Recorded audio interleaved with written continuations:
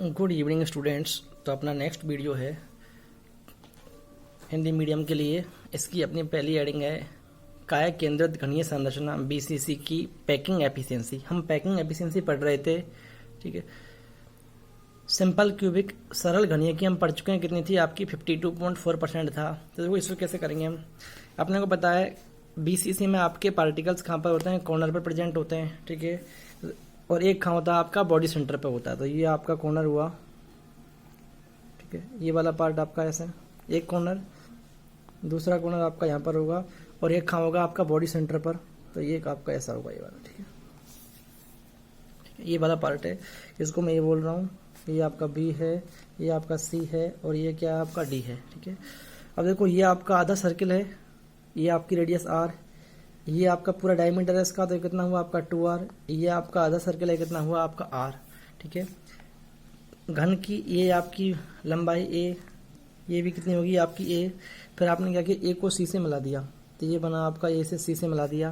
तो देखो ये जो आपकी लाइन है, आपको एंगल 120 को दिख रहा होगा, लेकिन 120 का नहीं है। ये जो आपकी लाइन है ऐसी परपेंडिकुलर है इसके ऊपर। तो मैं इसको अलग से निकाल रहा हूँ। ये आपका बना ट्राइंगल, ये तो बना a, ये बना b, ये बना आपका c, a b और ये क्या हुआ आपका c। a भी कितना है a और bc भी कितना a है। तो ac क्या होगा आपका, पाइथागोरस प्रमेय लगानी अपने को, तो करना है आपका ac। तो ab का स्क्वायर प्लस bc का स्क्वायर, a भी कितना a का स्क्वायर, bc स्क्वायर a का स्क्वायर, √2 आ गया, ठीक है। अब अपने पास ये जो आपका ये ac है, ये कितना आ गया आपका √2। अपने को तो निकालना है यहाँ पे ad, ये जो आपकी डायगोनल सीधा बिल्कुल ऐसे है स्ट्रेट, ठीक है। तो देखो अपने पास AC की वैल्यू √2 है, तो आपका वापस ऐसा बनेगा डायग्राम।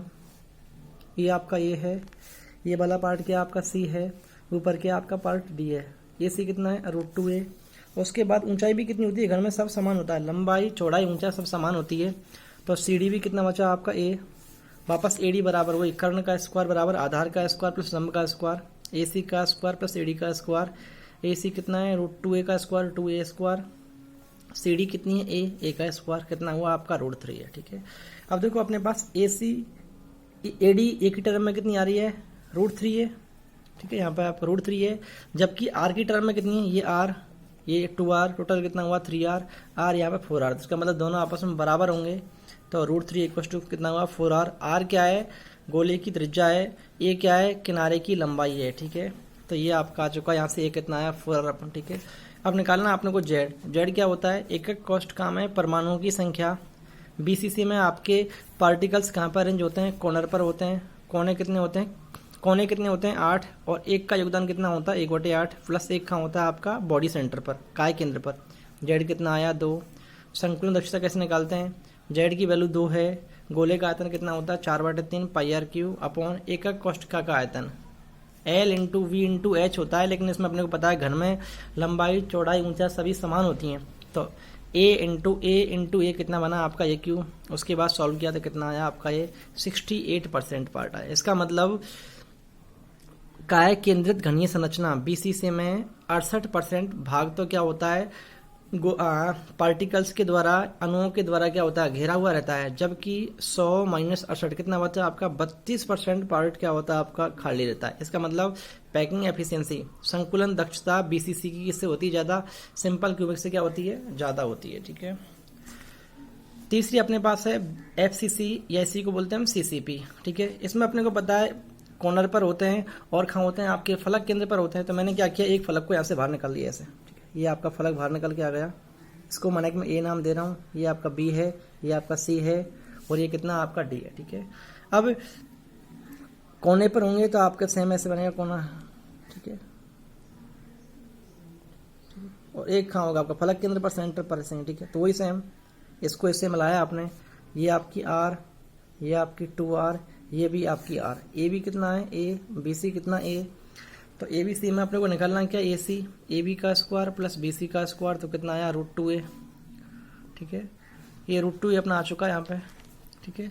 अब वैसे आपका देखो R plus 2R 3R plus R 4R, तो 4R के स्क्वायर टू कितना हुआ √2A, A बराबर कितना आया 4R अपॉन √2, ठीक है। अब अपने को निकालना क्या है जेड, ठीक है। जेड क्या होता है आपका,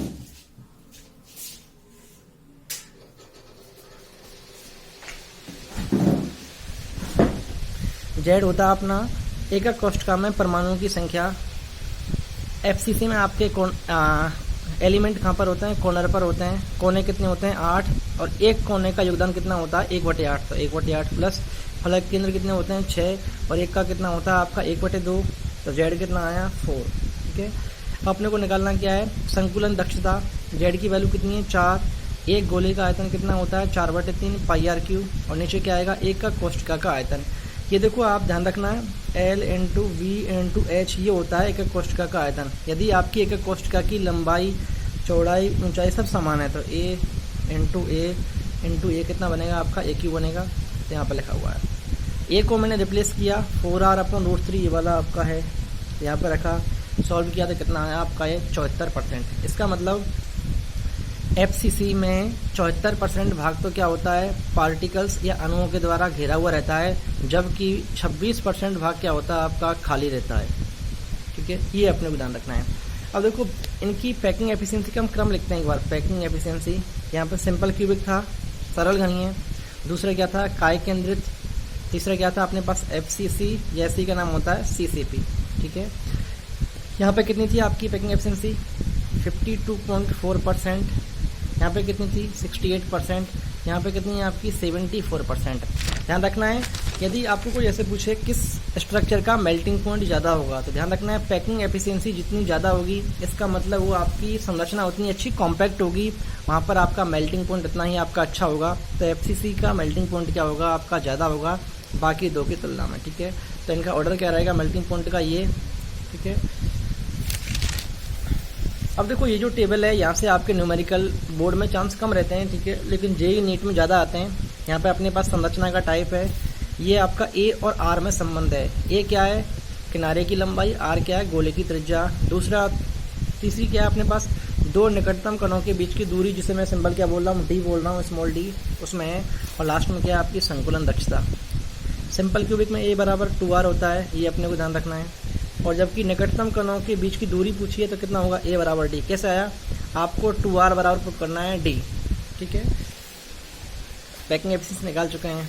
बीसीसी में कितना होता है, √3 = 4r, यहाँ सब लिखे हुए हैं, तो ये आपको टेबल अच्छे से लर्न करनी है। ठीक है, अब देखो एचसीपी अपने सिलेबस में इतनी है नहीं, सिर्फ जेड की वैल्यू दे रखी है और क्या क्या अरेंजमेंट है वो दे रखा है। लेकिन मैं इसकी कुछ आपको इंपॉर्टेंट पॉइंट बता रहा हूँ जो आपको ध्यान रखनी है। इस टाइप की आपकी घनीय संरचना होती है, जहाँ पर आपकी एकक कोष्ठक की ऊंचाई कितनी गिवन है, ये गिवन है। ठीक है, इसमें आपके पार्टिकल्स का अरेंजमेंट 3 पार्टिकल्स ऐसे होते हैं सेंटर पर। ठीक है, ऐसा कुछ अरेंजमेंट होता है। तो यहाँ पर ए और आर में संबंध क्या होता है, ए बराबर 2r होता है। पैकिंग एफिशिएंसी कितनी होती है आपकी, 74% होती है। समन्वय संख्या, कोऑर्डिनेशन नंबर कितना होता है, 12 होता है। जेड की वैल्यू 6 होती है। एकक कोष्ठक की ऊंचाई ध्यान रखना, ये क्वेश्चन 2012-13 में IIT में पूछा हुआ है। ठीक है, एच बराबर हाइट, सीधे ध्यान रखना है। देखो इसके 2 ऑप्शन लिखने के, इस 4 को आप अंदर भेज दो तो कितना बनेगा आपका, ये 16, 32/√3, ये भी पॉसिबल है। ठीक है, 32/√3, या इसको मैं से भी लिख सकते हैं 2 × 8/3। तो तीनों में से कोई सा आपको एक ऑप्शन मिल सकता है। ठीक है, इसमें अपने पास ए बी टाइप की क्या होती है, व्यवस्था होती है, ये अपने को ध्यान रखना है। अब देखो इसमें छोटा सा आपको नोट ध्यान रखना है, क्रिस्टल का घनत्व डी बराबर फॉर्मूला होता है Z × M/Na × AQ, जहाँ पर D क्या है, क्रिस्टल का घनत्व है। Z क्या है, एकक कोष्ठक में परमाणु की संख्या। M क्या है, परमाणु का अनुभार। Na क्या है, एवोगाद्रो नंबर है, जिसकी वैल्यू कितनी होती है, 6.022 × 10⁻23। A क्या है, किनारे की लंबाई।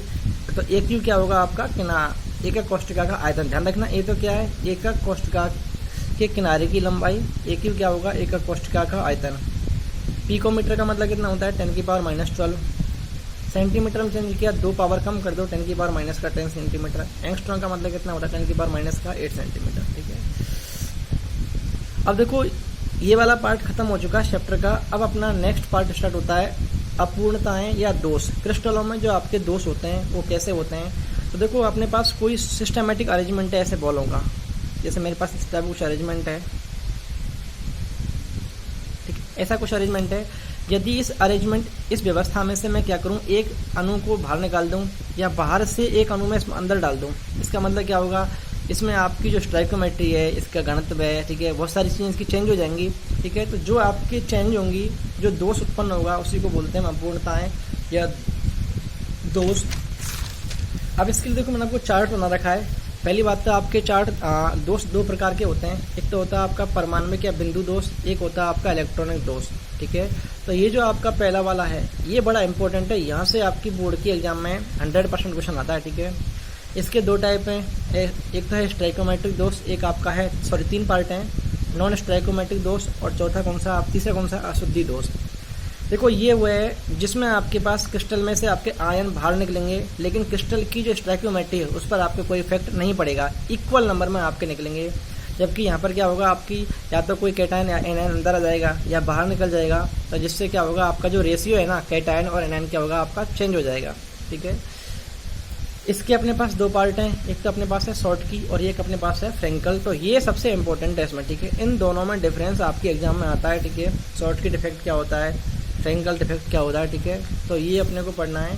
ठीक है, तो ये इसका एक फ्लो चार्ट है 200 का। ठीक है, बाकी तो हम इसको अगले लेक्चर में करेंगे। ठीक, थैंक यू।